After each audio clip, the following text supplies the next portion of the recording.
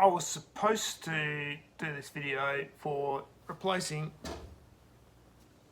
the crossover pipe in my D3. It's defeated me. Okay, so the reason why it's defeated me is kind of simple in a way. Once I had this job done, I was looking at selling this vehicle. So it's become a job once I've started delving into it. It's just more effort than it's going to be worth to me, to be honest.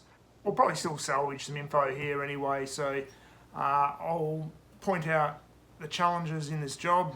If you need to do this, especially, well, if you have an opportunity to do it body off, it would be a different story. If I had the equipment to lift the body, it wouldn't be an issue because when things go pear-shaped, it's not in an easy position to fix. That's the reality of it. So, crossover pipe sits up on top of the transmission. You've got 3 bolts on each flange, and then another 4 bolts that sit up on top of the transmission housing. So let's go have a look at that right now. So the one on the driver's side, or on the right hand side, this one is, well, particularly problematic, and the other one shouldn't be too bad, but let's have a look anyway. Alright, so this is the flange for the crossover pipe on the right hand side. You can see where it's cracked and failed there. That bottom bolt there, or bottom nut should I say, that's pretty much the easiest one to get access to, and I've managed to round it off without budging it. It's, like I said, this vehicle's done 440 odd thousand Ks, and I guess it's the original one. It's probably never been off, so that nut is not going anywhere in a hurry, and there's very little room. The bolt, the retaining bolt that's up on the top on the left of this image, it's actually on the other side of the flange. It is, I don't know how we're going to get access to that, to be honest, while it's in the car. It's not easy at all. The other flange is just over there. I'm even struggling getting the phone in here to film this. And in regards to this right hand flange, you need to pull all this, heat shielding off. There is another heat shield that sits up, well, it bolts just onto those 2 there. It's basically just a heat shield that covers that part of the manifold. That is the shield over the flange. Now I mentioned, I mentioned the 2 bolts there. There's also this bolt here which goes up, if we can point out, that little bolt just right there. So that had actually fatigued and broken away anyway, so that's another bolt. If yours is intact, you'll need to remove that. So 3 bolts in total, hold that in place.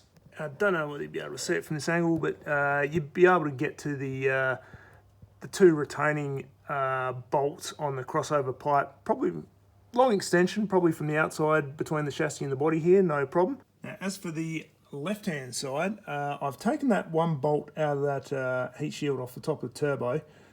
Again, like the right-hand side, there is another bolt that's on the front of that flange there. Difficult bay to get to. I haven't actually attempted to get that one out yet, but that top one is out, so it's just held in place by 1 bolt. And this is on the replacement one, so that bolt will go into that spot there. From underneath, taking the front drive shaft or prop shaft out, it would probably be advantageous to take the dump pipe out as well, to be honest. It would give you a little bit more room. Let's see if we can focus. There we go. So, and there's your flange up there. Now again, we have 2 bolts that are relatively easy to get to, and the top one, not so much. I have read on the Disco 3 forum, one bloke who's done this and done a bit of a write-up, recommend pulling the battery out and the EGR from this side. To be honest, I haven't got that far. I'm not really sure whether that'll make a difference or not, but that could be an option there as well. And the 2 bolts on top of the bell housing on the left-hand side, I can't really see them from here, but to be honest, you should be able to get decent access to those, especially if that dump pipe is out of the way. So look, if you need to do your exhaust crossover pipe, this is the sort of challenges you're going to be facing.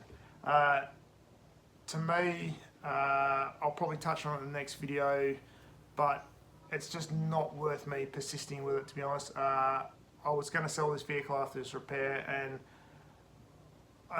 just once I've started delving into it, it's just not worth my time and effort. So like I said, I'll touch on that in the next video. But if you have the facilities to do a body off repair for that crossover pipe, 100%, you lift the body, you wouldn't have an issue. I mean, the D3 and D4 are pretty much, yeah, it's an easy couple of hours to get the body off for people who know what they're doing. Unfortunately, I don't have a lift. It's not an option for me. So it's just, to be honest, it's easier just to say, right, we're done. But I'll touch on a bit more on that on the next video.